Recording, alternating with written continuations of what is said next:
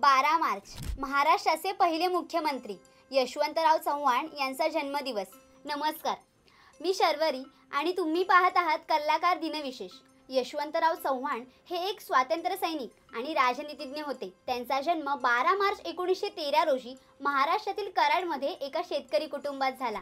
महात्मा गांधीजींच्या विचारांनी प्रेरित होऊन भारताच्या स्वातंत्र्य लढ्यात त्यांनी सक्रिय सहभाग घेतला। 1930 च्या असहकार चळवळीत ते सहभागी झाले होते। 1932 मध्ये साताऱ्यात भारतीय ध्वज फडकवल्याबद्दल त्यांना 18 महिन्यांच्या तुरुंगवासाची शिक्षा सुनावण्यात आली। 1940 मध्ये कराड येथे स्वाधीनता संग्राम कार्यालय स्थापन करून त्यांनी ब्रिटिशांविरोधात जनजागृती केली। तर 1942 च्या चले जाव आंदोलनात सक्रिय सहभाग घेतल्याने त्यांना अटक करण्यात आली आणि काही काळ त्यांना कारावास भोगावा लागला। स्वातंत्र्यानंतर त्यांनी मुंबई विधिमंडळाचे सदस्यत्व मिळवले। संयुक्त महाराष्ट्र चळवळीत त्यांनी महत्त्वपूर्ण योगदान दिले आणि 1 मे 1960 रोजी स्थापन झालेल्या महाराष्ट्र राज्याचे ते पहिले मुख्यमंत्री झाले। मुख्यमंत्री म्हणून कार्यभार सांभाळल्यानंतर महाराष्ट्राच्या विकासासाठी त्यांनी अनेक महत्त्वाचे निर्णय घेतले। महाराष्ट्रात सहकारी साखर कारखाने, बँका आणि दुग्ध व्यवसाय वाढीस लावले। कोयना, जायकवाडी, उजनी यासारखे मोठे धरण प्रकल्प त्यांनी हाती घेतले।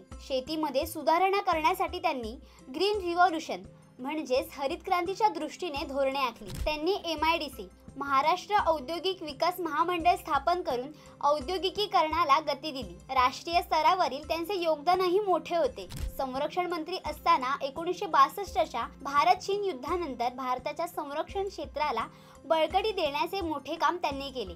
1965 च्या भारत-पाकिस्तान युद्धातही त्यांनी प्रभावी निर्णय घेतले। अर्थमंत्री असताना देशाच्या अर्थव्यवस्थेला स्थिरता देण्यासाठी आणि गरिबी निर्मूलनासाठी त्यांनी विविध योजना आखल्या। 1979 मध्ये ते भारताचे उपपंतप्रधान होते। यशवंतराव चव्हाण हे फक्त राजनीतिज्ञ नव्हे तर विचारवंत आणि साहित्यिकही होते। त्यांनी आपल्या आयुष्यातील 1913 ते 1946 पर्यंतच्या कालखंडाचा आढावा घेणारे कृष्णाकाठ हे आत्मचरित्र लिहिले।